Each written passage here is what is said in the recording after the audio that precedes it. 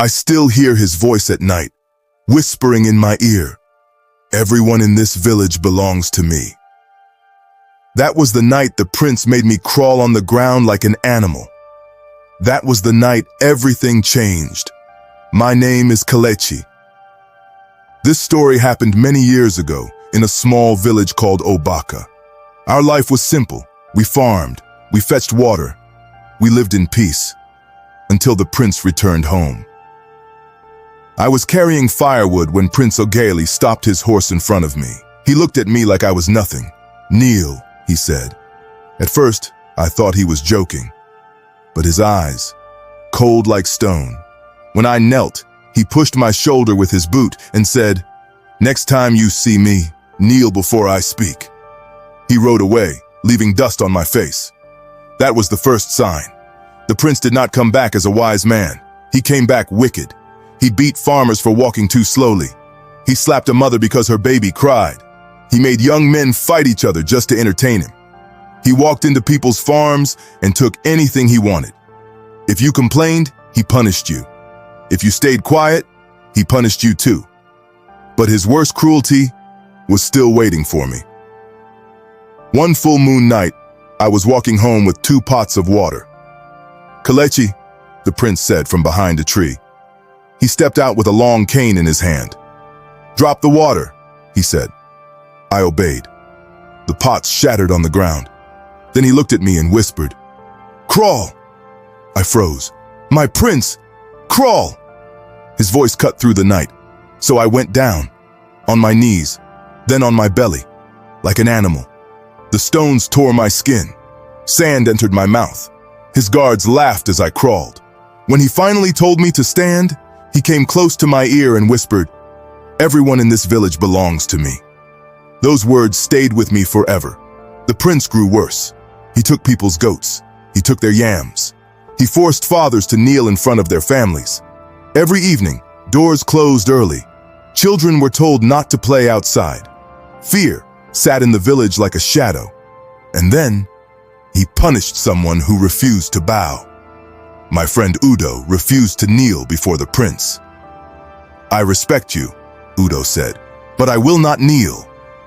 The prince's face changed. Guards grabbed Udo and beat him until he could not stand. His mother cried. The whole village watched in fear. That night, something broke in us. The elders decided enough was enough. Inside the big hut, the elders gathered. "We cannot wait for the king," Elder Naji said. "The prince will destroy all of us." They made a simple plan. Tomorrow, when the prince enters the marketplace, no one runs, no one bows, no one kneels. If he tries to beat one person, the whole village steps forward together, not to fight, but to refuse fear. The marketplace was full. Everyone was there, standing shoulder to shoulder. Then we heard horses. The prince entered with his guards. He pointed at a woman. "You, kneel." She did not move. He frowned. "Did you not hear me?" Elder Naji stepped forward. "She heard you, but she will not kneel." The prince lifted his cane. The guards stepped forward. And then, the entire village stepped forward too. Every man, every woman, every elder. For the first time, the prince was the one standing alone. He shouted, "I will return! You will beg me!" But no one moved. He rode away in anger. After that day, the prince changed. He hid in the palace. He shouted at night. He said he heard footsteps following him. He said villagers were watching him from the dark. The same fear he used against us began to eat him alive.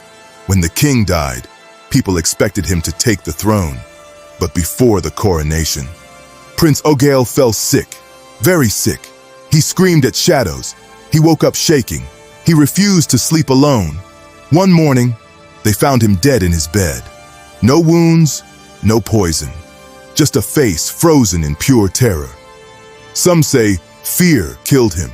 Some say the spirits of the oppressed came for him. No one knows.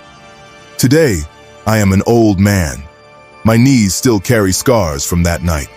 Sometimes, I still dream of crawling under the moon. But I also remember the day we stood together, the day fear lost its power, The day the wicked prince realized he owned nothing. That is the story I tell the children now. Even the wicked fears something. And sometimes, the only weapon a village needs is courage. If you like this story, remember to subscribe for more African folk tales.